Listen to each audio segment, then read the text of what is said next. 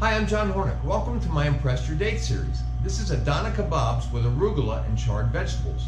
This is my version of a dish that I first experienced at one of my favorite restaurants, the Persian Room in Scottsdale, Arizona. These moist kebabs, made with ground lamb and Persian spices and grilled over charcoal, are sure to impress your date. Adana kebabs are traditionally served with cucumbers and onions, but my version uses arugula, charred vegetables, and a lemony yogurt dipping sauce. So let's start cooking. Okay, the first thing we're going to do is mix up the lamb. So we have here 1.5 pounds of ground lamb. It's 80-20, and then we're going to put in the onion. That's about 3/4 of a cup of minced onion. Then 2 teaspoons of ground cumin, 2 teaspoons of ground sumac. You can get this online. I got it on Amazon. Then we're going to need about a tablespoon of parsley. I'm just going to eyeball that. You know, you want enough parsley that it's going to show up once you mix all this together. Okay, and then we're going to use some Aleppo pepper. You can also get this online. 1 tablespoon of Aleppo pepper, and then the garlic. The garlic we're using is 1 tablespoon minced garlic. I'll try to get it all out of here. And then we're going to use 1 tablespoon of harissa. Use your favorite harissa if you have one. And then we're going to add some salt.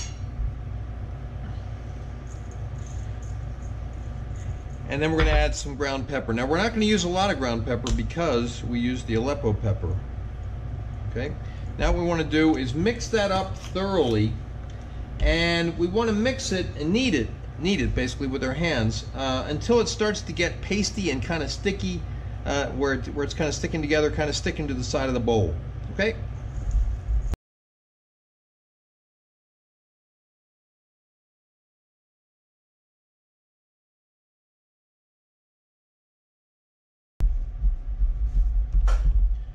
Okay, that's looking good. Now the next thing we're going to do is chill it. Now you should chill it at least an hour, but the longer you chill it, the better these flavors are going to meld together. It's now about 3 o'clock my time. I'm going to let it chill for about 3.5 hours before I do the next step. If you do it, let it chill overnight, you're going to get you know, even a better melding of the flavors. Okay, so that's going to get covered and go into the fridge for at least an hour, preferably longer. Ideally overnight. All right, now we're going to mix our yogurt. Now, it depends on what kind of yogurt you're using. I'm using the Fage brand, and it's pretty thick. So I'm squeezing 1/2 of a lemon into it. I want it to not be too thick. I want it to be a little bit on the soupy side. And so, depending on which one you have, which yogurt you're using, you know, you might need to squeeze more or less lemon juice in it. Now see, I can see that this is still pretty thick, so I'm going to add another 1/2 of a lemon to it. Okay, now I'm also going to add some parsley after I stir it up a little bit. Okay, this is good. This is loosening it up. It's not too thick, and you don't want it to be runny and watery either, okay? Now, we're going to add some parsley, just kind of enough to give it some color. And then we're going to add a little salt and a little freshly ground black pepper. Good. Now we're going to mix that up thoroughly.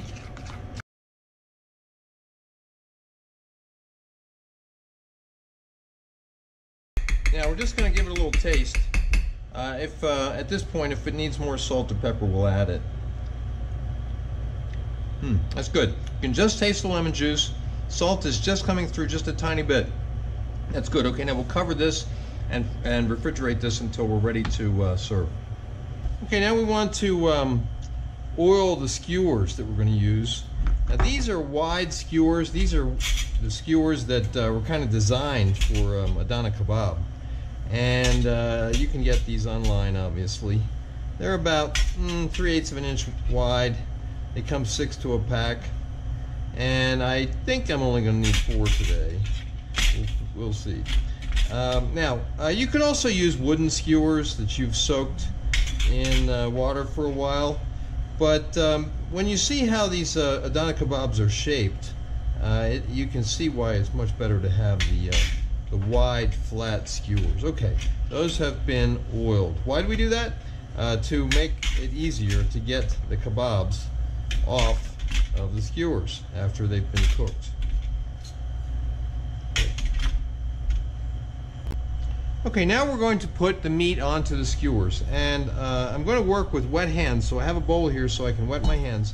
First thing we're going to do is we're going to make little balls with this meat mixture. Okay, about they're about the size of a ping pong ball. Okay, and they don't have to be exactly the same size. You'll see that this is just kind of something that we're doing to make it easier to form them on the skewers.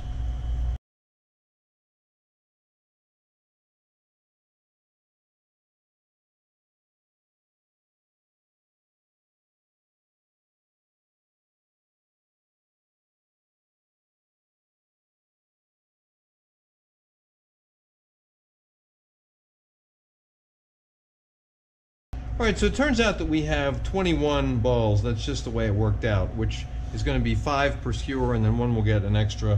One or two of them is pretty small, so we'll try to kind of space them out on the skewers. And what we're going to do is slide these balls onto the skewers. Alright, we're going to put. We're going to try to make it about 8 inches long, okay, when we're done with it. I can see, based on the number I have, that I'm going to do 4 balls per skewer. I'll get another skewer and we'll do another one.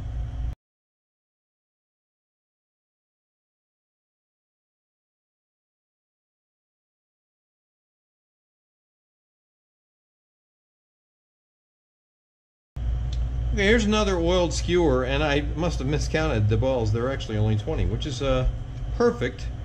4 per skewer, 5 skewers. All right, now here's what we're going to do next. We are going to squeeze these together. What we want is one long piece of meat. Try to form them into one piece of meat that's about 1 to 2 inches wide, uniform.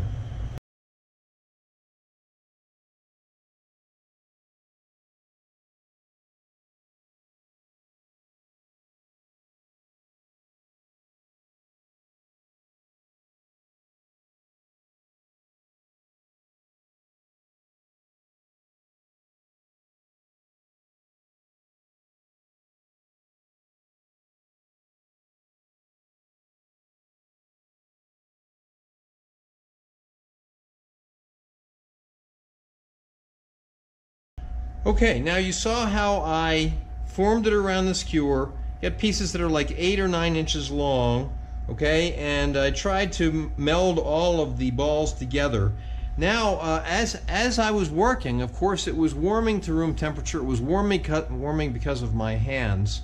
So now what I want to do is put it back into the fridge for at least a half an hour, or probably for me, it'll probably be about an hour, maybe a little bit longer. And that will firm them up again and help them to stay on the skewers, and they're less likely to get saggy and parts of it fall off the skewer. Okay, back into the fridge. Okay, now it's time to light your charcoal grill. Just light it the way you normally would and get your coals good and hot and ready to cook before we go to the next step. If you don't have a charcoal grill, you can use a gas grill. The charcoal works better because the charcoal causes the fat from the pork to drip down into the coals, and then that causes moisture and steam, which helps to keep the Adana kebabs moist. So you won't get quite that effect if you use a gas grill, but I'm sure they'll still be good. Okay, so we'll be back when the coals are ready to cook. Adana kebab is normally served with some sumac red onions and chopped cucumber. But I'm doing it a little bit differently. I am just going to char some tomatoes and some shishito peppers that I grew in our garden. You can really do any vegetable you want with it. I'm going to put them on a bed of arugula. And what I'm doing here is I'm putting some olive oil in this pan. I'm going to add the tomatoes, the shishito peppers, some freshly ground black pepper. We're on medium heat, I'd say. Some salt. Mix them up. What we want to do is cook these until they start to bubble and char. Oh, we're starting to get some, I think I said bubbling before, I meant to say blistering. But we're starting to get some blistering and charring. We'll let them go a bit more. Okay, we have a nice char on these peppers and tomatoes. So what we're going to do now is turn them out into a sizzle plate and keep them warm until we are ready to plate up. Now we're going to do, for purposes of oiling the grilling grate, is just put a little bit of olive oil in a pan and then put an onion in there and kind of soak up that oil. Now this is a great use for an onion that, let's say you have an onion and part of it you had to throw away and you've got the other half is still good. Perfect use for the good part. Okay, let's take our onion and oil the grate. So we're not only oiling it, but we are also adding some flavor with this oiled onion. Okay, now we're going to put the kebabs down on the grate.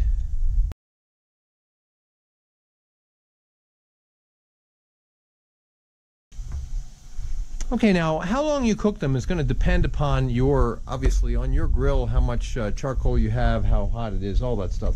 But what we want to go for is for them to be browned all around and to have just a few little charred spots here and there. And we want the meat to be a little bit spongy. Now, if it's rock hard, it's overdone. Okay, so we want them to be like medium. So we want them to have a little bit of sponginess, which would be like a medium push. If it's solid, hard, that's well done. It's not medium. Okay. All right. So we're going to let those cook, and we'll check them from time to time.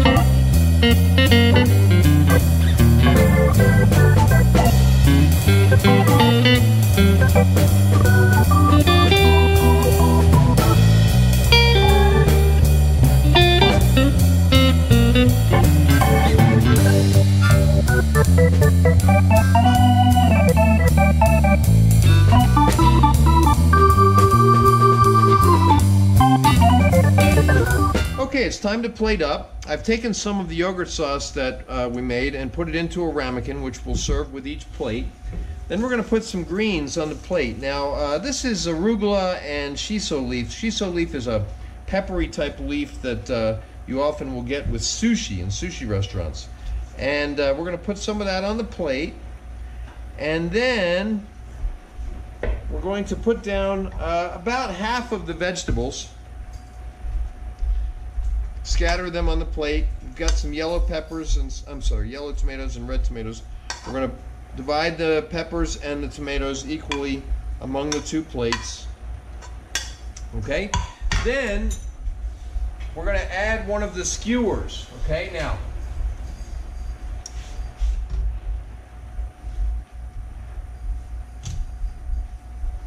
what I want to do is take the skewer, put it on the plate, slide it right off. That one kind of broke a little bit. That's fine. Okay. That is the Adana kebab. You can see photos of the final dish on my Instagram, which is @Chef's Apprentice Cook Like a Pro. Thanks for watching, and have a great day.